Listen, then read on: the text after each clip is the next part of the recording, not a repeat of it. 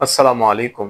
বাদুরের মতো বাদুরের মতো রাত জাগতে জাগতে যাদের চক্ষুর নিচ নিচ কালো হয়ে গেছে গা, চেহারায় কোনো ঢকপদ নাই, চেহারা নষ্ট হয়ে গেছে গা, মানুষ হাসাহাসি করে, এদের জন্য আজকে আমি বলছি।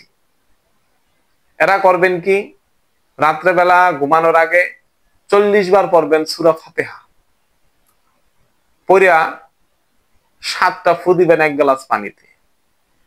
এরপরে ওই গ্লাসের পানিটা দিয়া মুখটা ধুইবেন। এরপরে ফ্যানের নিচে এইভাবে বসে থাকবেন। মুখ কি আর পুষবেন না, তাওয়াল দিয়া, গামছা দিয়া, টিস্যু দিয়া পুষবেন না। চেহারার পানিটা চেহারার ভিতরে শুকাইতে দিবেন। ইনশাআল্লাহ চেহারা থেকে দাগ, গোটা, চোখের নিচের কালো দাগ, এই আর সেই আরো যা আছে চেহারার সমস্যা, আল্লাহ পাক সমাধান করে দিব। যে কোনো পরামর্শে আমার হোয়াটসঅ্যাপ নাম্বারে আপনারা মেসেজ দিতে পারেন। আর এই নিয়মটা আপনারা 40 দিন করবেন। কয়দিন? 40 দিন করবেন, যে কোনো সময়।